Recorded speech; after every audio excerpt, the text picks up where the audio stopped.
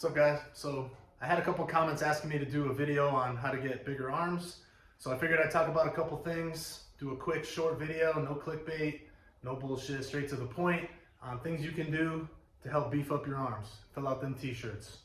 Let's go. 4, 1,005. That's all you need, man. 5-pound dumbbell, thousands of reps under control, and you get huge. Just kidding, that's bullshit. Don't listen to people who say stupid shit like that. All right, so first and foremost, you gotta understand that the same thing that drives growth in the arms is the same thing that drives growth the best in the rest of your body, which is big compound movements using as much muscle as possible, which allows you to load the most weight. You can put a lot more on a close grip bench press than you can on a skull crusher.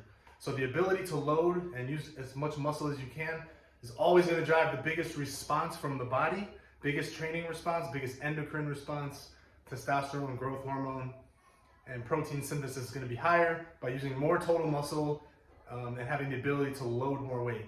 So rule number 1, and what's going to drive your arm growth the most probably, is your big prime movers, your heavy rows, pull-ups, pull-downs, bench pressing, overhead pressing. Those are all involving heavily the biceps and the triceps, and you can load those movements heavier. So regardless of if your approach is to grow your arms, if that's your focus, you still gotta have a heavy focus on those big compound movements. And you can select specific movements like close grip, seated rows.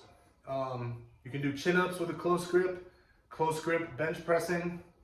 And those, to start your session off, is a good idea if your goal is big arms, to work on getting stronger on those big movements, and doing more reps each week is going to be your first priority when it comes to getting bigger arms.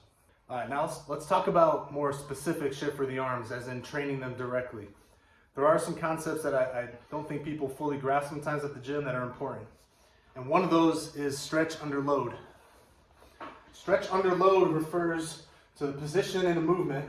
For example, a bench press, when the muscle is fully stretched. At the bottom of a bench, the chest muscle is stretched under load, the load being the weight. So stretching the muscle under load is shown to cause significant hypertrophy, muscle growth, and the muscle being stretched under load. So we want to apply that concept as much as we can to the arms to harness the power of stretch under load. And one of the ways you can do that for biceps is with the incline curl. Now, a normal barbell curl at the bottom, there's no stretch really in the bicep, you're just holding onto the weight. In an incline curl, you're getting a full stretch, deeper range of motion in the bicep. You can see the difference here, how far back the arm is. So I'm curling from a loaded stretch position. And that is why the incline curl is so great. And squeeze at the top, control the weight coming down, all the way down to a fully stretched position. So you see a lot of people doing this. They're not coming all the way down. They're defeating the purpose of the incline curl, which is to come all the way down, get that stretch, and make every rep your best rep. Now we can do the same thing for the triceps. When you do a normal tricep row pull down, it's really difficult to get a stretch in the tricep doing the movement this way. Which is why overhead tricep work is so awesome, because with the weight pulling back, I can get a deep stretch in the tricep here at the top, and I'll actually lean into it, make sure I feel that loaded stretch, and I'll pull from that position on each rep. Let the weight kind of stretch the tricep back here, fighting to keep my elbows pulling in.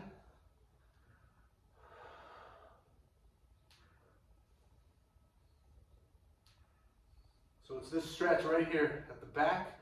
The weight is pulling back. It's stretching the tricep muscle. That's a loaded stretch, and I'm completing the movement from that loaded stretch position. All right, so we talked about loaded stretch and performing movements from the loaded stretch position.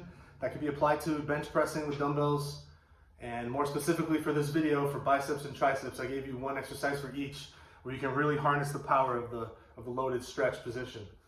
Now we're going to talk about the eccentrics, slow eccentrics, and slowing down the negative portion of the lift for both biceps and triceps.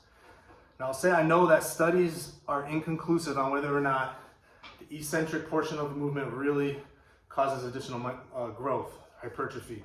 But I'll tell you that experience trumps these studies, which are often flawed like a motherfucker. Slowing down the eccentrics on certain movements have caused a lot of muscle growth for me and for people that I've trained.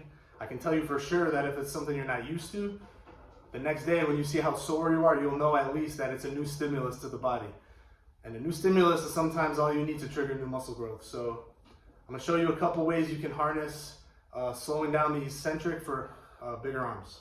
All right, so one of my favorite ways to do this for triceps is with simple dumbbell tricep extensions. All right, I'm gonna make sure that my upper arm is vertical or slightly back. And I'm gonna count 5-second negatives coming down. 2, 3, 4, 5. And I'm gonna make sure I come all the way down. So I am getting a bit of a stretch from the tricep at the bottom and up. 1, 2, 3, 4, 5. Up. 1, 2, 3, 4, 5. Up. 8 to 10 reps should be all you need. If you're really doing a 5-second negative, that's going to be like a 40 to 50 second long set, which is pretty intense for the triceps. All right, now of course for biceps, using this principle is even easier, because all you really need to do is perform any curl variation. Squeeze at the top and count 5-second negative coming down. 3, 4, 5. Up. 1, 2, 3, 4, 5. Up.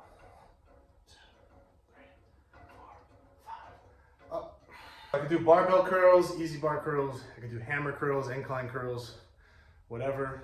Just making sure I'm counting a 5 count on the way down, and then I'm pulling up like a normal rep. So I'm not performing tempo reps where I'm counting 5 on the way up. I'm pulling up with some power, and I'm only controlling the negative, slowing that down. If you haven't done that before, you're gonna be sore as fuck the next day, so take it easy, do low volume and see how you feel the next day. The next tip is training frequency. It's talked about a lot in lifting. People have different ideas of what's optimal and what's not. But I'll tell you what's not optimal is only training your arms, which is a small muscle group, once a week. So you want to spread your volume out multiple days in the week. The arms, the biceps and triceps can recover faster than a big muscle like the quads, the back, even the chest. So I want to hit them multiple times throughout the week to keep protein synthesis constantly elevated. So I'm looking for 10 to 15, maybe even 20 sets for each muscle, bicep and tricep, over the course of the whole week. So I could hit 4 or 5 on Monday, I can hit 3 or 4 on Wednesday, maybe I'll hit a few more on Friday, and that will add up to whatever my target number of sets is, 10 to 12 sets, 15, whatever works for you. I would recommend starting at 10 and then building up if you feel like you need additional volume. In regards to rep ranges, there is not a magic rep range. Some people respond better to 6 reps, some respond better to 20 reps. Everyone's different, so my best tip for you in that area is to mix it up. Do some heavier sets of 6 to 8 reps, and on a different day, do higher reps, sets of 15, maybe 20 reps. Mix it up, get the best of both worlds as far as rep ranges go, and I think you'll see pretty good results. Exercise selection for arms or for any muscle group is really important too. So really quick, I'm gonna touch on this and then I'm gonna let it go.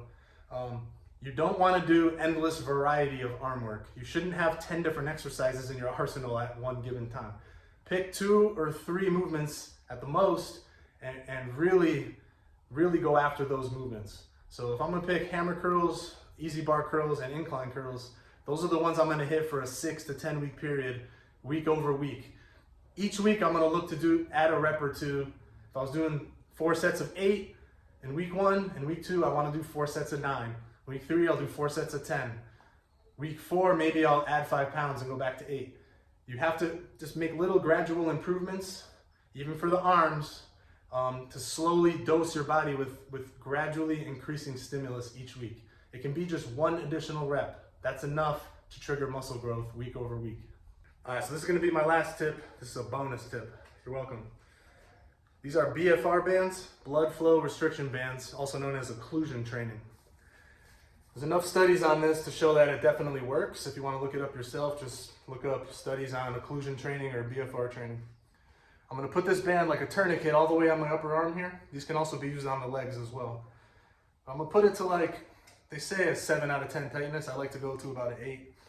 You don't want it so tight that it's completely cutting blood off, but I want it tight enough to work. So There we go. All right, I'm gonna put one on each arm. So for BFR training, I'm gonna strap up. I'm gonna set a timer for anywhere from 8 to 12 minutes. I'm not gonna go too much more than that. And I'm gonna do super high reps for arms. So I'll superset. Maybe I'll do incline curls, hammer curls, and if you want to superset with triceps, you can add a tricep movement in there too. So I'm gonna do 30 reps on the first set of everything. So 30 incline curls, 30 hammer curls, 30 banded tricep press downs. That's round one. And then I'm gonna go to round two and I'm gonna do 15 of each one. So 30 reps on the first set, every set after that, 15 reps. And I'm gonna go as many rounds as possible, like an AMRAP, for whatever timer I set, 8 minutes, 10 minutes. I'm gonna burn the shit out of my triceps using lightweight. So I'm looking for like 50% of what I'm actually capable of, just to rep out continuously. All right, so these blood flow restriction bands are stopping blood from exiting the muscle. So what's gonna happen is you're gonna get a massive pump and you're gonna create a ton of additional metabolic stress in the muscle, which inside the muscle is kind of mimicking as if you were using heavier weight. So you're fatiguing the slow twitch fibers because they have no blood and oxygen to continue functioning, which means the fast twitch fibers are gonna have to take over. So you're gonna get that ability to work the fast twitch fibers, work a ton of muscle without fucking your body up by going super heavy. So that's really the benefit. I would do these at the end of a session, maybe once or twice a week. Just rep out to shit till you're just burnt with lightweight and super high reps. That's it, man. Getting big arms isn't that complicated. It just takes consistency and time. You have to eat enough, obviously, to get bigger. But focus on your big movements first and strategically choose some that might favor the arms, like the close grip rows, close grip chin-ups and pull-downs, close grip bench pressing.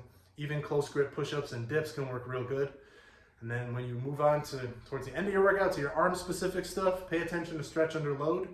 Start playing with some slow eccentrics. Look to increase what you're doing week over week and stick to the same few movements in the training cycle. And you can rotate them out after that. And lastly, if you want to get crazy, throw on some BFR bands. If you really want to suffer, 8 to 12 minutes, sets of 30, then 15 for the whole time, and just burn them to shit. And I guarantee you, if you follow those principles, if you really do, your arms will blow up. It might take a little while, nothing's overnight, but that's the game.